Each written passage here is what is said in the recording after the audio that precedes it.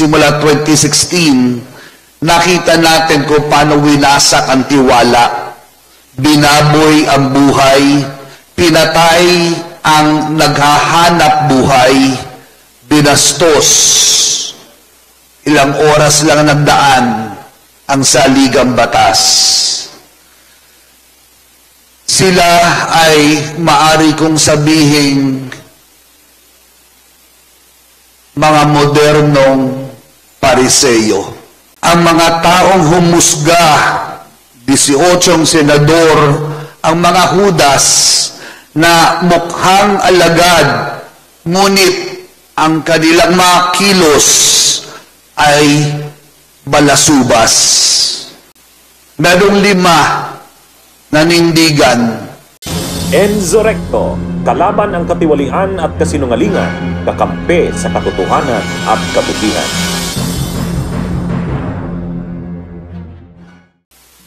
Magandang umaga po sa ating lahat. Magandang umaga po, Father. Malungkot na nga ang ating kasaysayan. Ngumiti naman kayo ng konti. Nakakakaba kayo lalo eh.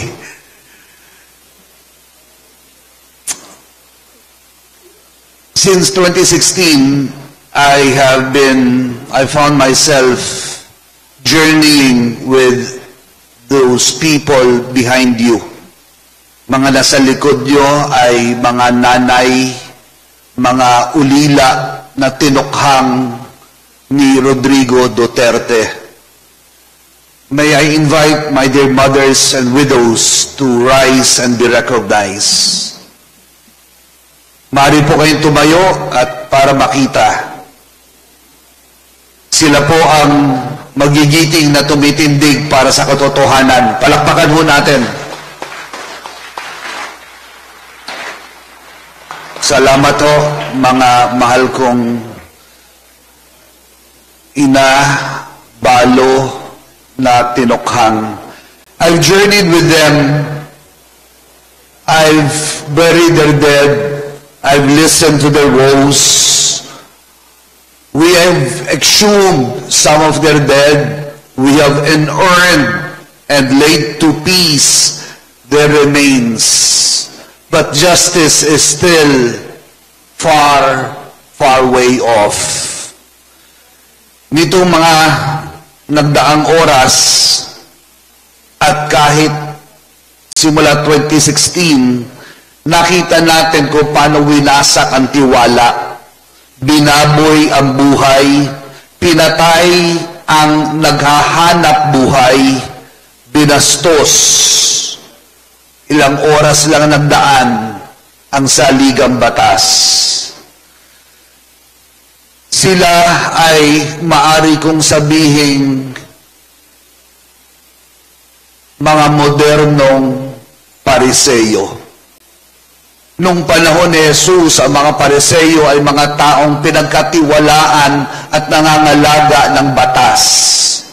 Ngayon, kapit din nila ang batas, ngunit ginagamit sa panghaharabas.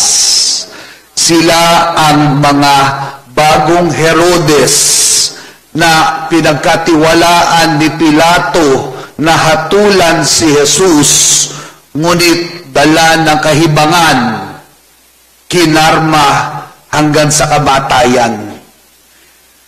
Ang mga taong humusga, 18 senador, ang mga Judas na mukhang alagad, ngunit ang kanilang mga kilos ay balasubas.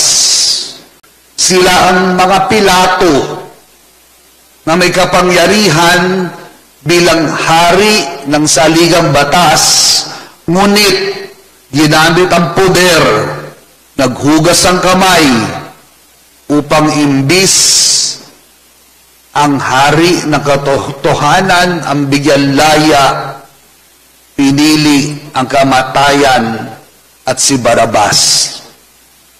However, all is not lost as we condemn the actions of the 18 senators. Let us not forget the light the son, the brave. Merong 5 nanindigan, gaya ng mga tinukhang na naririto ngayon, nilabas ang ulo, kahit ilan sa kanila ay pinaghahanap na ng mga pulis. Naririto sila at meron pa rin tayong 5 na mga tumindig kahapon. At hindi lang sila mananatiling 5. Meron po tayong kasamahan dito sa harapan na makakasama nila mamaya at ating panalangin hanggang sa tuwina. Palakpakan din po natin ang ating mga magigiting na prosecutors na titindig kasama ng 5. They might have killed the poor, but not all is lost. They might have killed the breadwinners, but we pray that we will win at the end. They have mocked the truth. They have desecrated the law. They have insulted our house. But then again, we turn to faith for strength. We turn to faith for refuge. We turn to our God and His mercy and healing.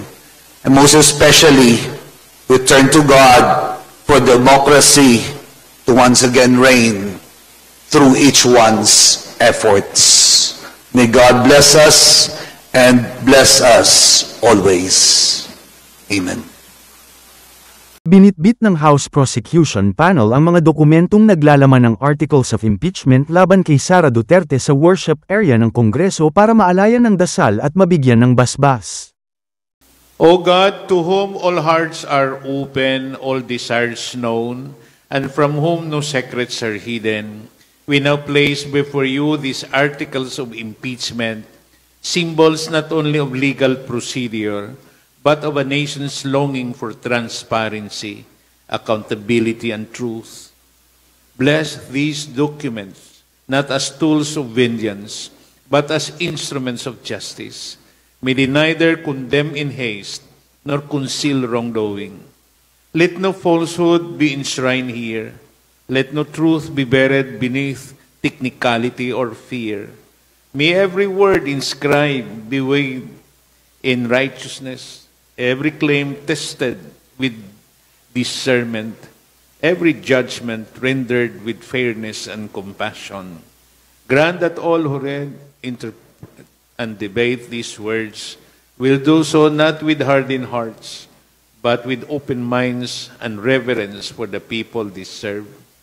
May the truth set us free.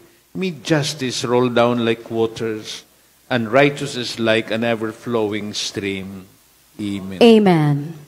Bunyog, bunyog, halikan na kasama ka. Bunyog, kapag buklod ay may pag-asa. Luzon, Visayas, Mindanao, isa ang pananaw. Sa bagong Pilipinas ang bunyog isisigaw. Bunyog.